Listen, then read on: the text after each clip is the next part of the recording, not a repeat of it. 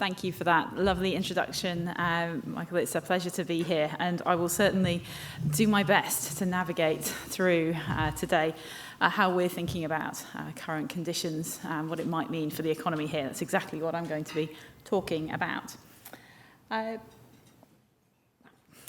Before I begin, though, I'd like to start by acknowledging the traditional owners of the land on which we are meeting today, the Yugara and Turrbal people of Mianjin, and pay my respects to elders past and present. And thank you very much to the Economic Society of Australia, Queensland branch, for having me up here today to talk to you. It's an absolute pleasure to be here, and I'm really pleased the sun's out as well. That makes such a change. Sydney has been as wet as Brisbane recently, so it's nice to have some good weather. So I'm sure that many people here today are familiar with the Lenin quote, "There are decades where nothing happens, and there are weeks where decades happen." It certainly feels like the last few months fit into the latter category. The broad-based nature of the proposed US tariffs, retaliation from major partners, and other potential policy shifts will have the potential to structurally alter the world economy. As recently discussed by our Deputy Governor Andrew Hauser, what happens overseas matters for the Australian economy, and all of these events are therefore a key factor in our thinking about the outlook and in monetary policy setting. In the recently released Statement on Monetary Policy, that's our quarterly forecast outlook report, we outlined our thinking on how recent developments will influence the economy here. Now, to help us understand the implications for Australia, we've developed a framework that captures what we think are the key transmission channels from these overseas shocks, and combined this with a set of alternative scenarios that reflect key assumptions and judgments. To Michael's earlier comments, it's very uncertain right now. We don't know precisely how things are going to play out, so we're using scenarios to help us investigate a range of alternatives. Together then, they underpin how our thinking about this environment will flow through the global economy and how we're exposed. And so to start the discussion, the key transmission channels we have identified are, well, trade flows, rather obviously. We think that trade flows between countries are likely to realign as a result of tariffs. And over time, multinational businesses could well start moving their production from one country to another to re-optimize in the new settings. Households and businesses in the countries that apply tariffs are likely to change what they consume. Some products are going to become relatively more expensive, and prices are going to change more generally, and this will prompt changing decisions. Until it's clearer where policy will settle, I think businesses and households are likely to become, understandably, more cautious, and that might make them potentially delay major decisions, such as whether or not to go ahead with a big capital investment project. Fiscal and monetary policy can, of course, respond, potentially helping to offset some of these adverse or potentially adverse impacts. And financial markets will, or in fact already have responded, by repricing all assets, so equities, bonds, commodity prices, and exchange rates. These moves impact financial conditions, which further feed back through to firms' and households' decisions. So there's a lot of moving parts and interlinkages in what I'm going to say today. So I'm going to spend the rest of my time discussing these channels in more detail, including how they are embodied in the scenarios that were presented in the May SMP, which the board obviously saw before they made their decision. Starting with tariffs and global trade flows. Economic theory and evidence does suggest that higher global tariffs will put a drag on the global economy, on growth. This is true in both the short and the long run, though here I'm going to focus my attention on the short run, as that is what is most relevant for monetary policy setting today.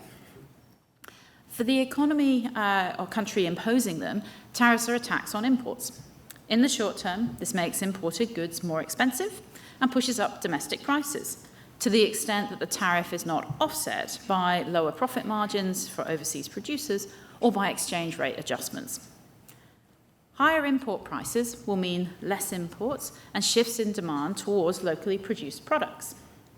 But it takes time for domestic businesses to invest and expand, and for some products, such as raw materials, may not be possible for the domestic economy to fill the gap left by imports. So this means that prices are likely to remain higher in the near term.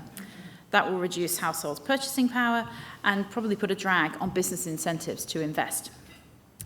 So collectively then, domestic demand in the tariff-imposing country is likely to fall, all other things equal. And if households expect the tariffs to have a sustained impact on economic growth, and so they think their future incomes are going to be affected, they might also cut back further on spending today. So they're looking ahead and responding today.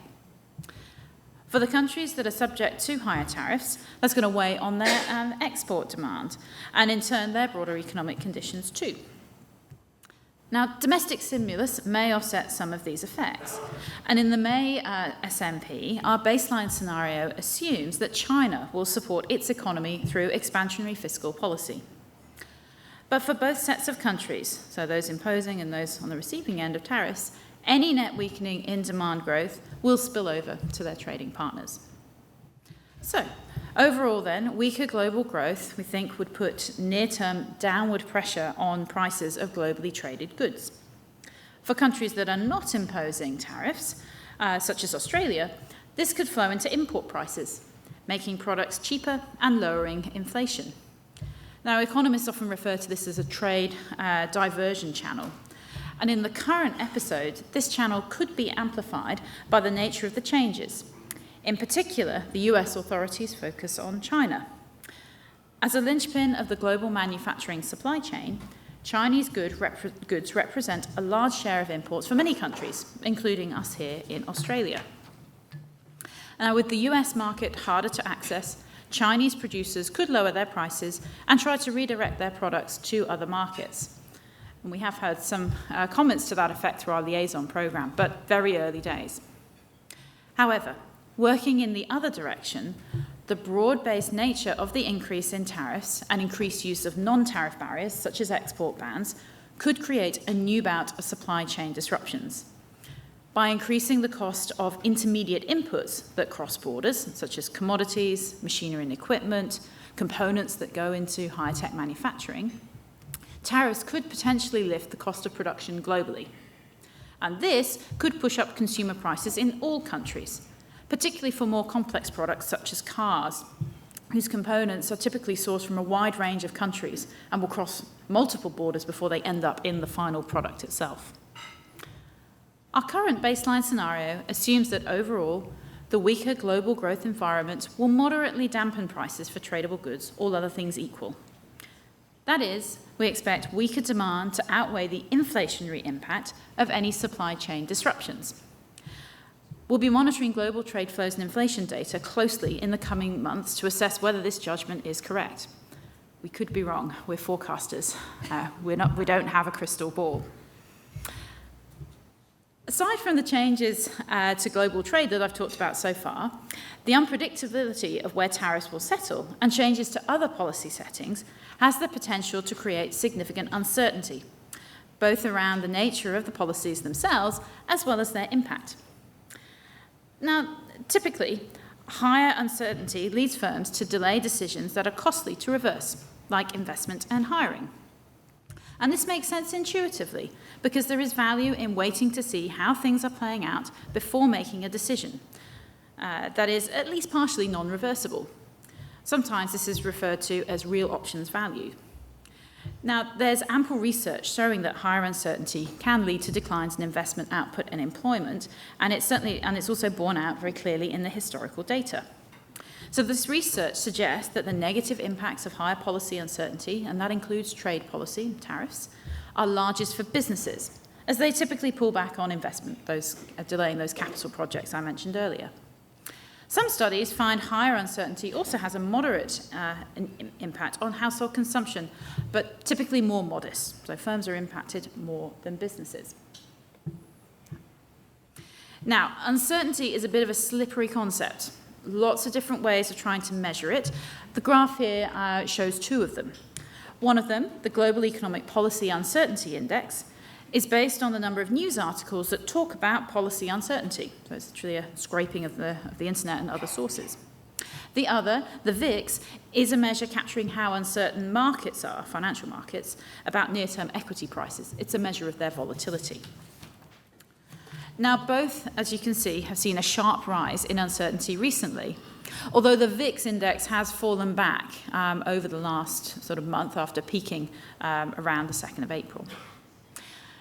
If If we see businesses and households respond as they have in the past, then the current level of uncertainty will weigh materially on global activity.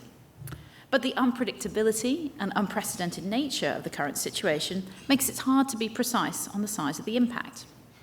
As I said at the start, in the S&P, we've tackled this and many of the assumptions we've had to make by using alternative scenarios that capture smaller or larger responses to this uncertainty. The baseline scenario assumes a relatively modest drag. The trade peace scenario, no significant drag. And the trade war scenario, a substantial pullback in activity. And again, going forward, we'll be looking at how all of this plays out to see which of these assumptions is closest to how things actually unfold. This brings us neatly to financial markets. So movements in global asset prices after the US announced its tariff on April 2nd capture how financial market participants initially evaluated their likely impact. And these moves broadly align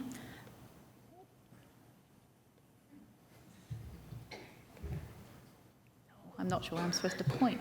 Oh.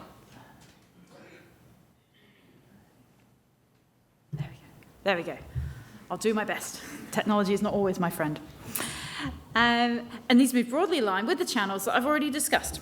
So, equity prices, which is what you're looking at, declined sharply, particularly in the US, at least in part reflecting expectations for the direct impact of the tariffs and the indirect impact via slower economic growth on company earnings.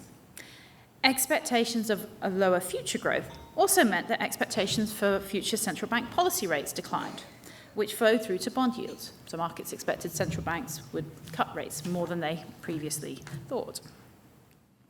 At the same time, increased uncertainty and risk-led investors to require larger risk premiums to hold on to those risky assets. This was reflected in increased spreads on corporate bonds and some increases in equity risk premia that put further downward pressure on equity prices. So in other words, investors wanted more compensation for holding riskier assets because they were less sure about the environment and how it was going to play out. So they required a higher return in exchange. Now, some of these movements unwound in the following weeks after pauses in implementation of some tariffs. As of 30th of May, the end of last month, financial market participants appear to be pricing in some downside risks to global growth, but they're no longer pricing in a material economic downturn. Consistent with this, expectations for central bank rate cuts have also been pared back. Still, there remains a risk that further changes to tariffs or other policy settings or actual economic outcomes prompt financial markets to downgrade the outlook, which leads risky asset prices to fall sharply. If this were to occur, it would lead to a more sustained tightening in financial conditions, which would make it more expensive for businesses in particular to borrow or raise funds for investment. This outcome is embodied in the trade war downside scenario we presented in the May S&P. And this response of financial markets and financial conditions is a significant amplifier of the initial shock generated by the sharp hike in tariffs. Now, one financial market that deserves some deeper discussion is the exchange rate. It's a very important variable for Australia as a small, open economy. When the outlook for global growth weakens, the Australian dollar typically depreciates, that is, falls in value, as investors expect our economy to be buffeted by the global headwinds, and the RBA to respond to that with cuts to the cash rate. The depreciation of the exchange rate makes our exports cheaper in foreign currency terms, which offsets some of the effect of weaker global demand. An additional driver of the Australian dollar in times of uncertainty is its status as a risk-sensitive currency. When global investors are worried, they tend to focus on reducing their risk exposure, moving their capital to low-risk assets in countries like the US, Switzerland, and Japan. This means the Australian dollar tends to lose value against these currencies over and above the depreciation linked to weaker growth and expected cuts in the cash rate. Now, this dynamic partly explains the movements through the global financial crisis, when the Australian dollar declined very sharply, even though the Australian economy was much less exposed to the global downturn. Now, ex ante, they might have expected a bigger impact on the economy. We don't think it can explain everything. So, while the initial response of the Australian dollar during the current episode was in line with historical experience, the recent recovery against the US dollar in particular has been more unusual. The exchange rate has been volatile over recent months, but on a trade-weighted basis, that's the black line on this chart, it's little changed overall, back to where it started. So we have appreciated against the US dollar, and therefore also against currencies like the Chinese renminbi and other currencies that are pegged to the US dollar. But the currency, the Australian dollar, has depreciated against most other major currencies. This appears to reflect some offsetting factors. Concerned about the growth outlook and related risk-off dynamics I just talked about, we think have contributed to the Australian dollar's depreciation relative to several other currencies. But at the same time, some investors at least have reduced their exposure to US assets, leading to broad US dollar weakness. So the US dollar is depreciated against most currencies globally. The weakening in the US dollar during a period of heightened risk is in contrast to many previous episodes, but although it is too early to know whether this dynamic will continue. And the return of the trade-weighted index to its pre-shock value means that, on average, the price of our exports in foreign currency terms hasn't actually changed. But the relative move of capital towards Australian assets compared to the US, that reflects an increase in capital inflows again from the US, which could support domestic investment activity over time. And so we'll be monitoring to see how these channels play out, that impact from the exchange rate versus that reallocation, and the extent that that continues as well. Now, as previously outlined, when global conditions deteriorate and uncertainty increases, Australia's exports would typically benefit from the currency depreciating. Although this channel may well be less pronounced, as I just said, than in other episodes, we actually think that Australia's exports are relatively well placed to weather the storm. This is because the fundamentals underpinning our exports make it likely that in volume terms at least, they'll be relatively less impacted than other countries. Beginning first with the direct exposure to the US, higher US tariffs on Australian exports are unlikely to have a material impact, as Australian exports to the US only account for around 1.5% of Australian GDP, a low share compared with other countries. As you can see on the chart, we're right on the left-hand side as you're looking at it on the screen. Other countries have got much larger levels, high levels of exposure as you move towards the right. Furthermore, the structure and composition of Australia's exports will potentially provide an additional buffer. Resources make up around 75% of Australian goods exports, and despite the exposure of China and other resource-intensive countries to the tariff shock, we might expect export volumes to remain resilient in the short run. This is because Australian resource export volumes are less sensitive to movements in global demand than other producers, as we are a relatively low-cost producer of bulk commodities like iron ore. Now, you can see this on the chart. Most Australian iron ore miners are sitting on the lower left end of the production cost curve, so their costs of production are well below current market prices, which is the line on the chart.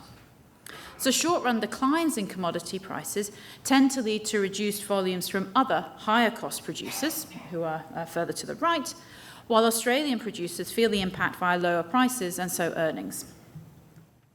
Now, so far, the current episode has not seen a sharp correction in Australia's key commodity prices, and that's been underpinned by a relatively positive outlook for China. This view assumes that the Chinese authorities will support their economy through fiscal stimulus, and as I said earlier, it's embodied in our baseline scenario. The downside trade war scenario encapsulates a correction in commodity prices. So in that scenario, we assume the Chinese authorities aren't able to fully offset the impact of tariffs and commodity prices do fall. If this were to occur, the income flows from commodity exports would fall significantly, even if volumes are relatively unimpacted.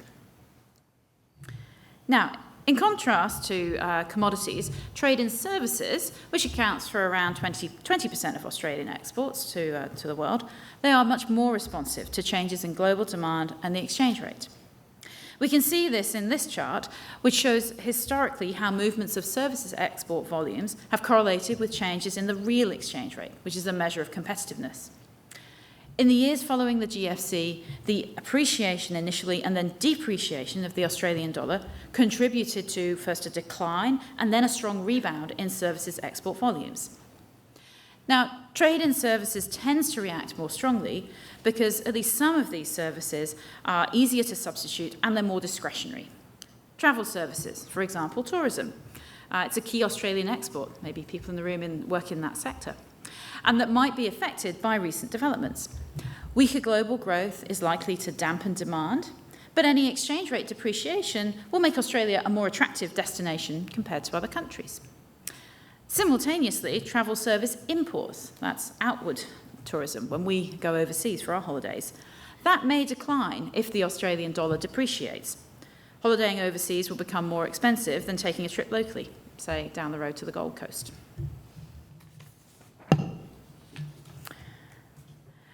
Now, while key parts of Australia's export volumes may be relatively resilient to global demand conditions and uncertainty, domestic demand is unlikely to be completely insulated. As discussed earlier, greater uncertainty about the future can lead households and businesses to save instead of spending and investing, and this is likely to be the case for Australian households and businesses too. And increased borrowing costs and risk premia in global financial markets could spill into our domestic financial markets, and that would further weigh on activity. Now, previous research by RBA economist Angus Moore found exactly this. Higher global uncertainty has a large negative effect on Australian business investment, while the negative effect on consumption is more modest. And though the magnitude of these effects is itself very uncertain right now, does suggest that global uncertainty may weigh significantly on domestic activity if uncertainty remains elevated. And again, that's our trade war scenario. As with all of the other channels, we have explored this through different assumptions in the scenarios in the May SMP. So, to finish up, how will all of the current unpredictability and uncertain global environment transmit through to the Australian economy? Well, the short answer is we can't be completely sure. We don't know precisely. The framework I've outlined earlier through this speech identifies what we think are the key transmission mechanisms, and we've used scenarios to simulate different alternatives. Within this range, the baseline forecast is for recent global developments to contribute to slower economic growth in Australia than we previously thought, and a slightly weaker labour market. We also anticipate that overall, the price of tradable goods will be slightly dampened. And together, these two outcomes mean that underlying inflation is forecast to be a little lower than we thought back in February, settling around the midpoint of the 2 to 3% target range. Now, this forecast is based on several judgments and assumptions about the potency of the transmission channels I have discussed today. Just to recap, it's a long list. This includes how tariff policies evolve, how fiscal and monetary authorities around the world respond, whether trade diversion reduces the price of imports or global supply chain disruptions become significant and so add to prices, how much uncertainty weighs on economic activity, and how financial markets respond, in particular the exchange rate. So by using the frameworks and scenarios together, we've anchored our thinking and tried to cut through some of the uncertainty about the outlook. Again, we don't know it all, but we're hoping the framework's going to help us navigate through. And these were provided to the Monetary Policy Board to help inform their decision-making. Taking all of the information into account and considering the risks to the outlook, they decided to cut the cash rate by 25 basis points. And what we'll be doing from here on? Well, we're going to be monitoring the domestic and international outcomes and policy developments. And we're going to be benchmarking what happens against the scenarios that we showed in the May SMP to help us identify which one is looking like it's the closest fit or best reflecting current conditions. And this will enable the board to adjust policy settings accordingly. Thank you, and I'm looking forward to taking some questions.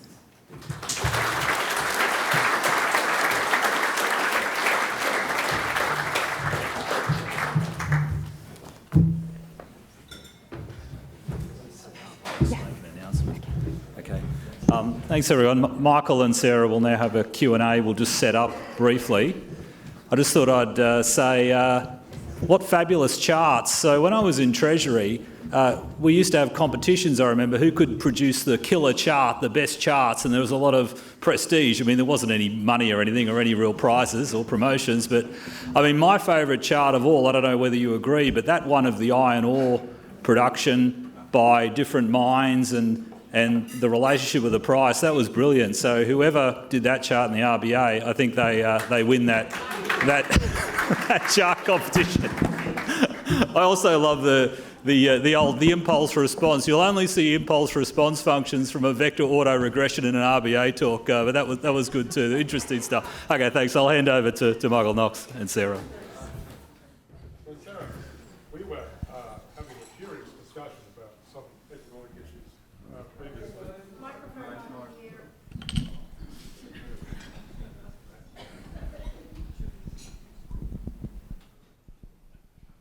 issues previously.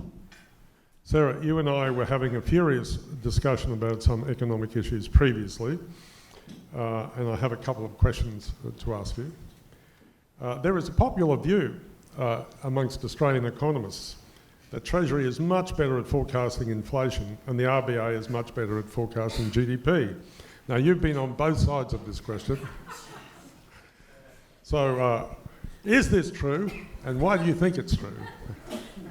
Thank you, Michael. I'll just say I will take the chart compliment back to headquarters. Our international team will very much appreciate that.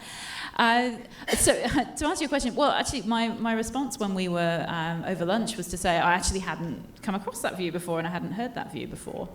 And I was very short time at Treasury, less time than I've been at the RBA so far, so I can't comment too much on Treasury. But in terms of the RBA forecast, we do actually review our forecasts every year. We think it's best practice to do so. We're always learning. We don't always get it right, and we really want to identify why we get it wrong. So we spend an awful lot of time on the stuff where we've gone wrong, and we spend a bit less time where we've got right. But you know, looking at it holistically. It's been interesting actually just recently, so our last review was done in November last year. It's actually the opposite of what you just said. Our misses had been much more on GDP and much less on inflation. Maybe that's the exception that proves your rule.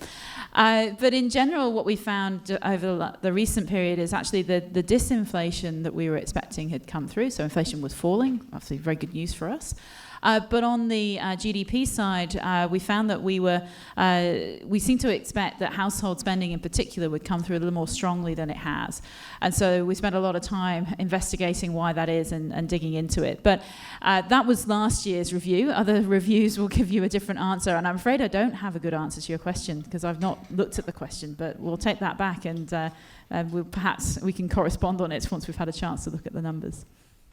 So the next discussion we were having was about the level of inflation happens in wartime, and I was talking about the American Civil War, where the price level at the end was 2.35 times what it was at the start, so I was going to ask you, since your speciality is the Great War and the British economy in the Great War, what sort of inflation did the UK have at that time that made it so difficult to go back on the gold standard when it was over?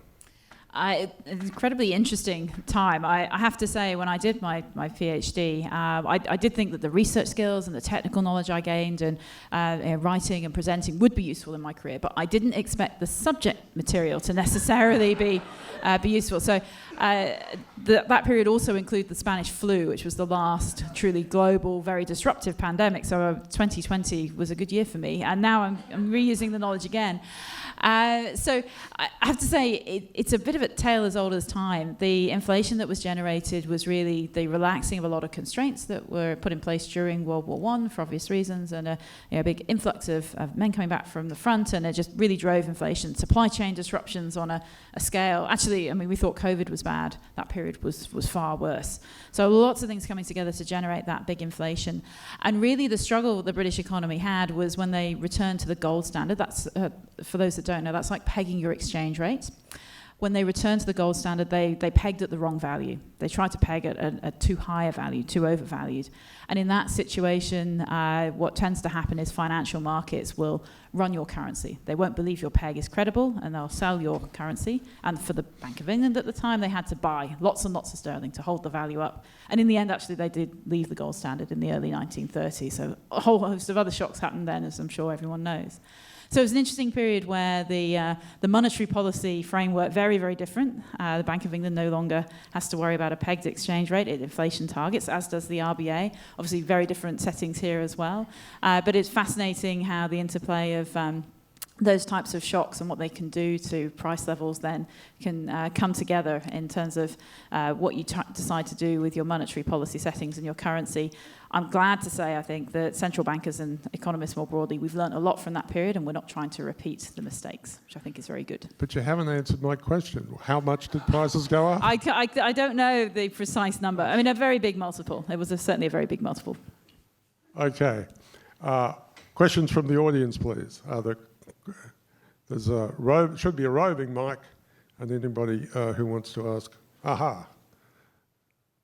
There's a Morgan's director wants to ask a question. Thanks, Sarah, for the presentation. Just a question about the CPI and the inflation measure. That we look at some of the sort of constituents of that when we see rents up by 20%, we see the basket of groceries up 30%, and I just wonder, how on earth do we see an inflation rate of 3% when we're seeing 20 and 30% rises in a whole lot of prices that affect us? Yeah, no, excellent question. So it's the answer to your question is the difference between the price level and the inflation rate. So the price level increases you're talking about, that's the sort of size of the increase in the price of things from pre-COVID time, so from sort of early 2020-ish, more or less. And in that time, you're absolutely right. All products have gone up in price pretty much. And on average, it's by about 25%, something in that ballpark. So similar to the numbers you were just mentioning. But that's over that sort of 5 and a bit year period now. Incredible to think it's 5 years since the start of COVID. That increase in prices has played out through a bit of a cycle. So in the early part of COVID, we didn't have much inflation through the economy, very weak. Obviously, we were in lockdown, things like that. Some prices went up, but many didn't. And then as we came out of lockdown, we had a burst of inflation, and inflation got up to almost 8% at one point. So it's a big increase for over just 1 year. Now we're coming down the other side. And so the rate of increase of prices over the last 12 months, headline CPI has been actually low 2%. The underlying inflation rate that we measure is high 2s, just below 3%. But that is just over the last year. It's not measuring the increase over that 5-year period, and that's the difference that you're talking about. But I understand completely. I mean, you know, when I go into the shops and doing our weekly shop, I still find it astounding how much I have to pay for milk in particular as my product of choice. I'm amazed at how much milk costs now compared to pre-COVID. I used to think it was $1 a litre, so $1 for 1 litre, 2 for 2, and so on. It is not that now, and it catches me every time. But that's the reason why. So the rate of increases has come down. That's really what we're looking to see at the RBA. That's what we want as an outcome. We want low and stable inflation. But the price level, it won't go back to where it was before. We are all going to have to get used to higher prices, so I've just got to make my peace with milk costing significantly more than $1 a litre. It's never going back there. Yes. Yeah, we had we got through to 2022 and we saw 4.25% of interest rates hikes, probably the steepest hikes that we ever had. But property prices held up, spending in the economy was pretty good. You know, is monetary policy less effective now, or has it been mitigated by other things like government spending and perhaps, you know, some other factors? Would you mind just commenting on government spending, the other factors, maybe your view on that, please? Yeah, so in terms of the trajectory for monetary policy through the last couple of years, so as you say, the hike started in May 22, and the last one was in November 23, and now we've actually had a couple of cuts. In terms of that trajectory and what the board were trying to achieve through that period, they were very much trying to achieve an outcome where we brought inflation back down. So inflation at 8%, too high. We don't want it that high. In fact, high inflation hurts everybody. It's particularly challenging for those on a low income who are already in a pretty tough spot to start with, and then if prices are moving that fast, it's really hard for them. But it's challenging for everyone. So we wanted to bring inflation, the board wanted to bring inflation back down. That's consistent with our mandate. But they wanted to achieve that and retain as much of the gains in the labour market. So your comment on spending holding up effectively showed up as jobs holding up, the unemployment rate being historically low. They wanted to retain as many of those gains as was possible. And so the trajectory for interest rates and the decisions they were making was to try and achieve that outcome. Now, we won't say that the job is done. The job is never done. I'm paid to worry. Your taxes pay for me to worry. I do worry. This is quite not a great job for my cortisol levels. So I'm never going to say the job is done. But certainly where we are, or where we were sort of pre-April the 2nd, we had inflation, was back in the target band. We had an unemployment rate that was around about 4%, low 4s, 4.1, very low historically. And that was, if we could hold it there, that would be a great outcome. In terms of setting the policy and other factors we consider, and you mentioned a few, absolutely, we consider all of those things. So interest rates are not the only thing that impacts the economy. We're responding to all of the different factors that flow through us. I obviously spent my time today talking about international conditions, but other domestic settings, such as fiscal settings, matter as well. So we're considering all of that in our analysis that we do and in the advice that we provide to the board, and we're trading all of those things off, and then the board are making their decision about interest rates to ultimately try and achieve that inflation and full employment mandate. That was what they were doing through that period, and let's hope that we can hold where we are now, broadly speaking, because if we can achieve that, I think that would be a great outcome for the country. But that's a tough job, and that's the job for the next few years. Okay. Just over here. Yes. Just here, thank you. We're just here, thank you. Just following on, Lexi Hamilton-Smith from the ABC, just following on from your comments about inflation, the 3.5% pay rise with the Fair Work Commission, is there any comments you can give us at all talking about your inflation that is around 2.4? I know it's only just happened this morning. Indeed, and I have to say I was preparing and reading my speech this morning, so I did see the number flash, but I have not looked at any of the details, and I haven't spoken to my team in Sydney who are digging into that, so I'm sorry, I can't give you any comments right now. Okay, no problem. Yes. Hi, Sarah. Jorge here from the University of Queensland. Thank you very much. Very interesting. So you talked about scenarios like forecast. I think. Yes. Okay. Is the RBA considering providing a path for the future evolution of the interest rate, given all these forecasts? Some banks, like the Bank of Chile, do it, and that would be super useful. I wonder if you are pushing for this. That's not something we're considering at the moment. Forward guidance of that form is a pretty tricky thing to provide as a central bank, because it can be very hard to communicate fully all of the caveats around that forward path. So it really does depend on everything that's going on and a certain set of circumstances becoming true. And as soon as one thing changes, what that path might look like can change as well.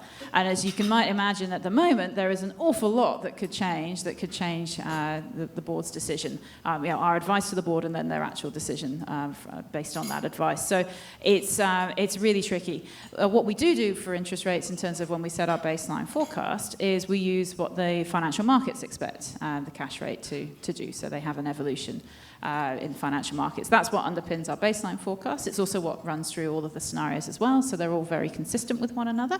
But there's, the board absolutely do not guarantee that that's what's actually going to happen. Far from it.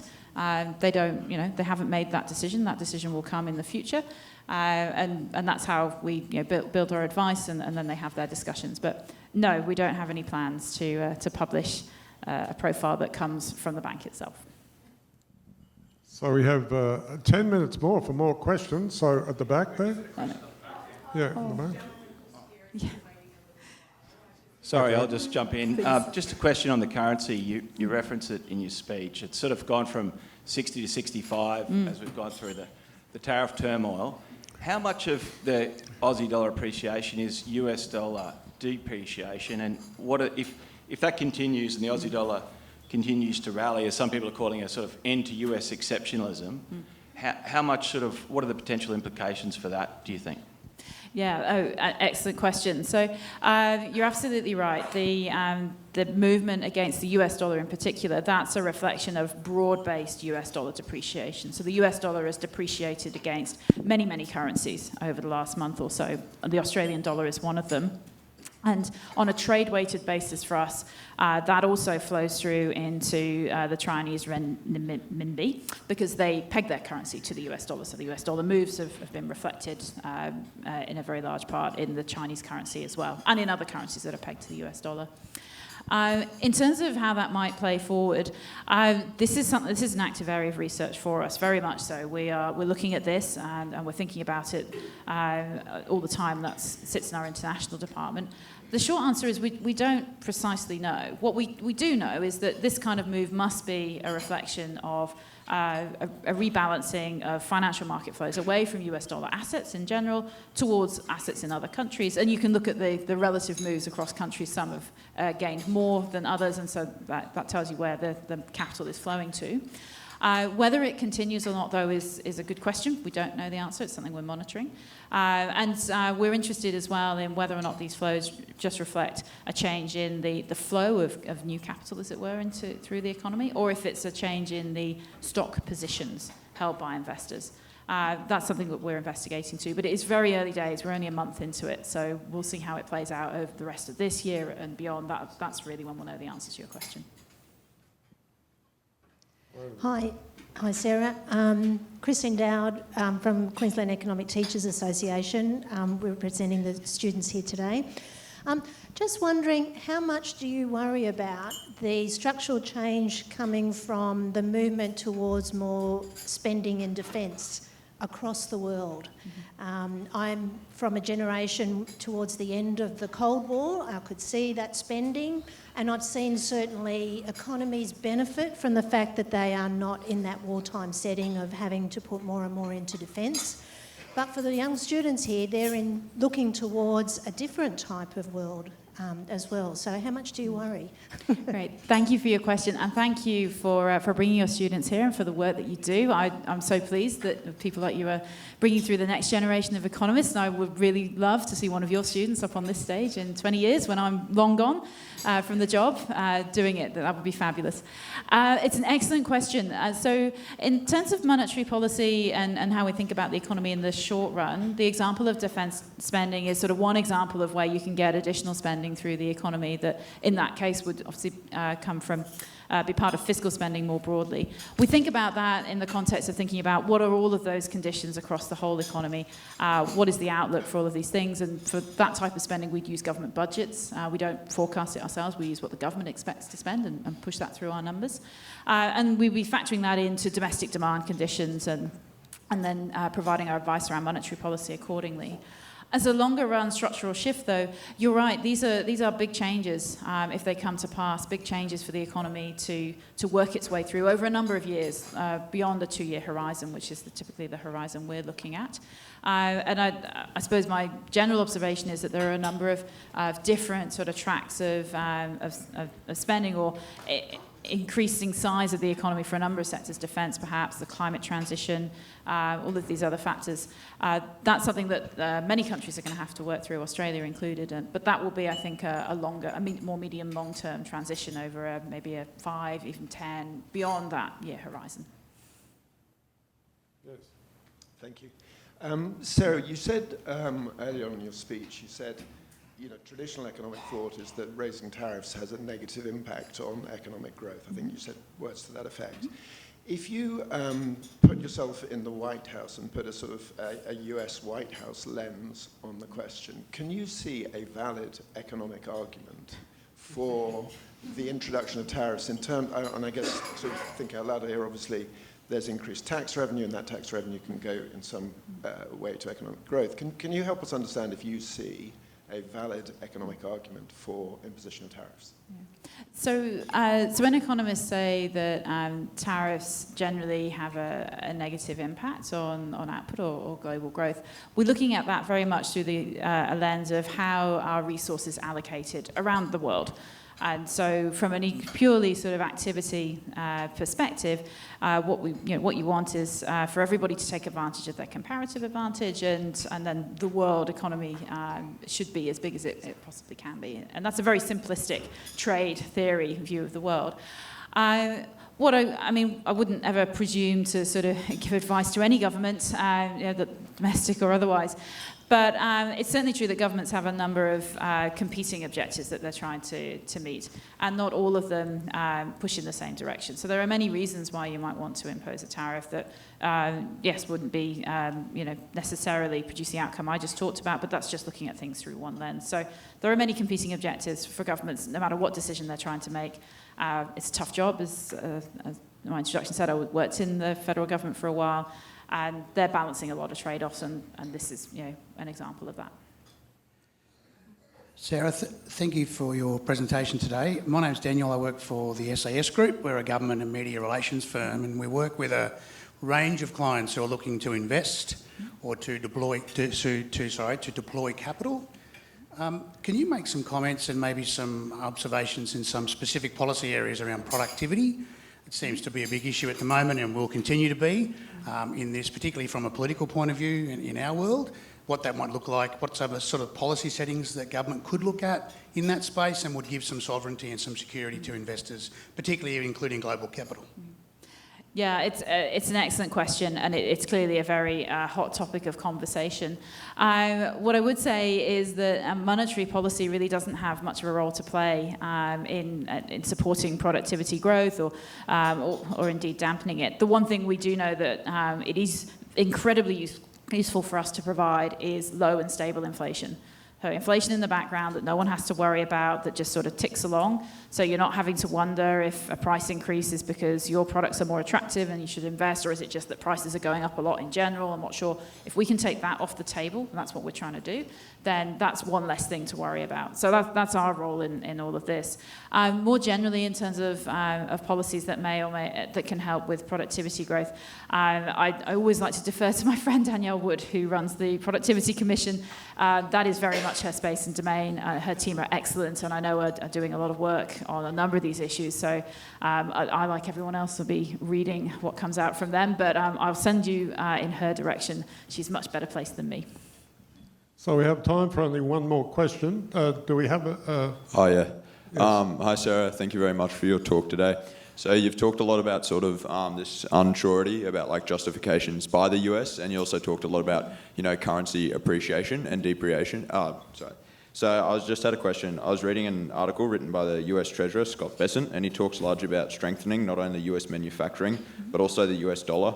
Given that the US are running one of the largest federal deficits in history, do you think that reshoring American manufacturing in order to decrease the trade deficit could increase the strength of the US dollar?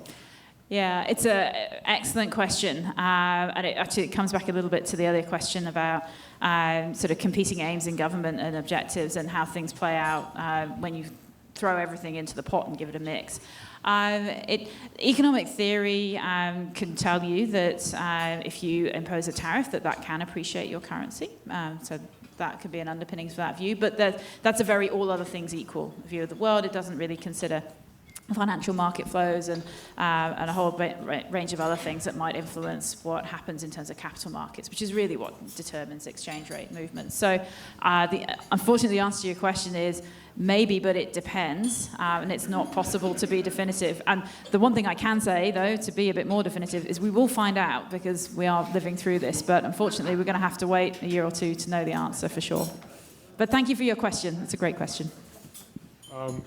Thank you. That brings us to the end of question time. So now Sarah and I will go back to the table, and John Clifford, Managing Director of Morgans Financial, will come up to give a vote of thanks.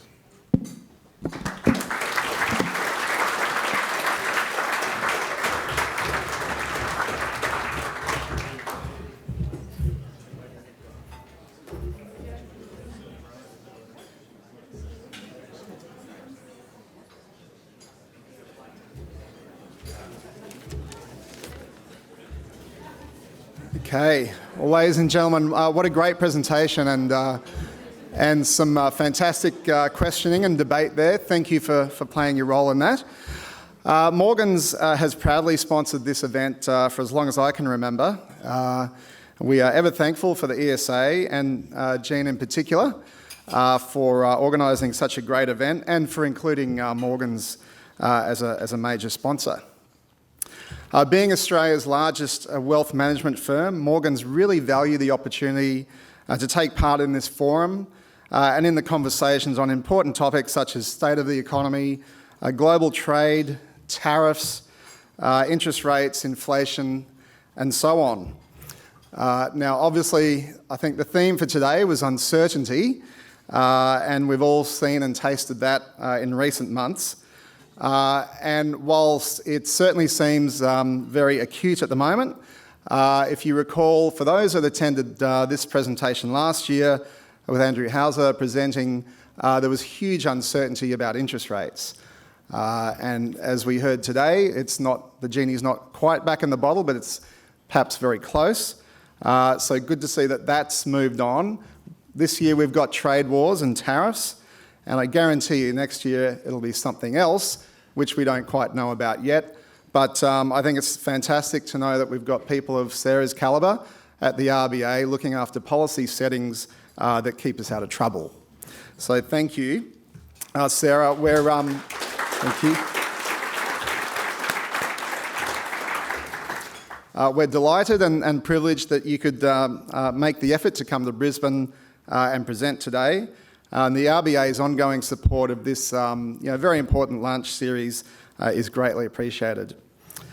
Your insights and, more importantly, the opportunity to engage in discussion, as we've just heard, is certainly very valued by the Queensland business community. I'd like to also call out the fantastic representation from the schools here today. Great to be able to expose our next generation of economists to such great conversation and the RBA's presence. So I'm sure you appreciated that, guys. And I know from helping my kids with economics assignments over the past 5 or 10 years as they went through school, there was barely a word mentioned about tariffs. It was all about globalisation and free trade agreements. So obviously some of those textbooks you're reading might need a revamp in the next couple of years. Good luck with that, teachers. Okay, so ladies and gentlemen, on that note, I'd like to again thank Sarah for her great presentation today. If you could join me with thanking her once again. Thank you.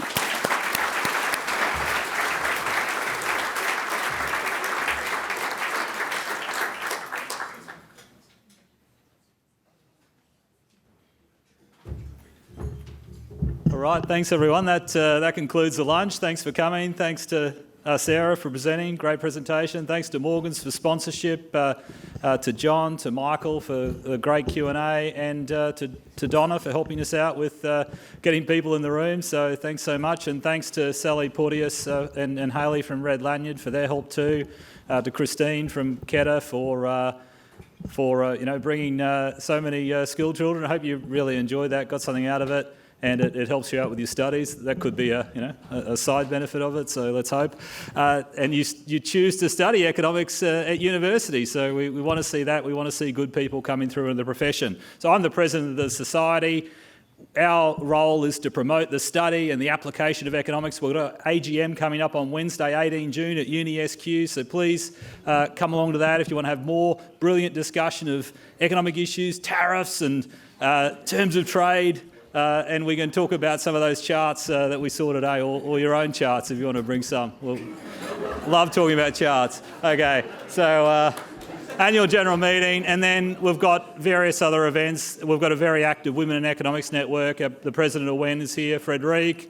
They always have great linked up events. Check that out on our website. They've got a couple more this year. So ESA, queensland.org.au. Righto, thanks everyone for coming, and look forward to seeing you at a future event. Thank you.